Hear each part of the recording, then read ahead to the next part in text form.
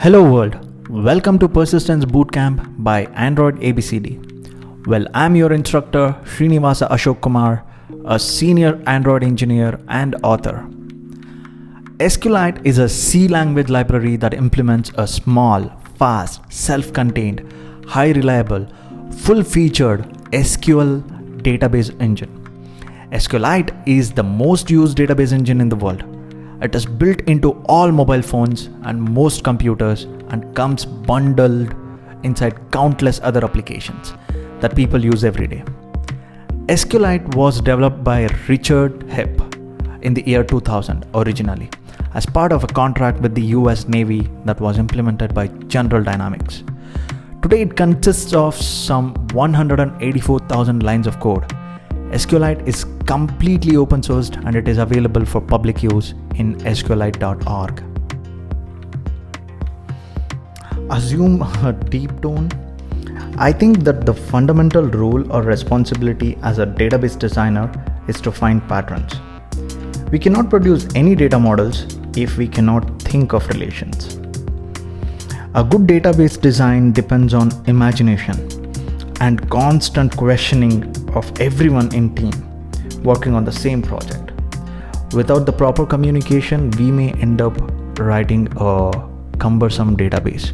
Please avoid that.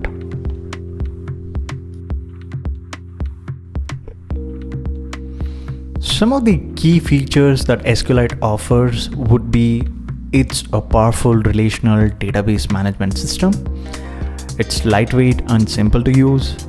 SQLite contains all the database related components in a single file, that is tables, views, triggers and indices and so on, everything inside a single file. SQLite is an embedded database used in multitude of platforms ranging from your home TV set-top boxes to your modern high-end mobile devices. And SQLite is transactional, meaning it implies ACID properties, atomicity, consistency, isolation and durability. And it is scalable up to 14 terabytes max database limits, and it depends on the file system.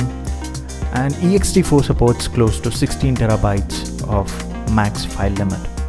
SQLite is cross-platform binary file format ranging from Mac OS X to Linux, different distributions and Windows platform.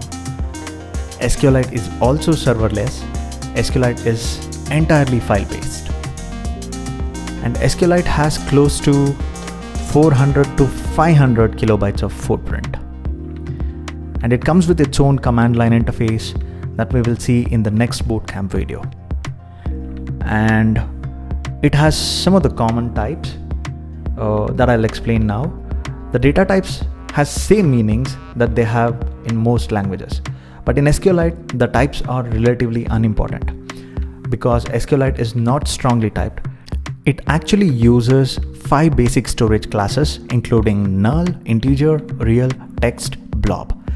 These storage classes are useful in the implementation of SQLite as noted in the documentation in SQLite.org.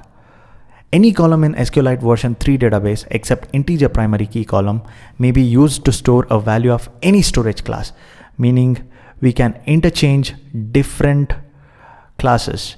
Declaring integer, we could pass a string. Declaring blob, we could pass an integer. And that will not affect SQLite. But we should avoid doing that since it's a bad approach.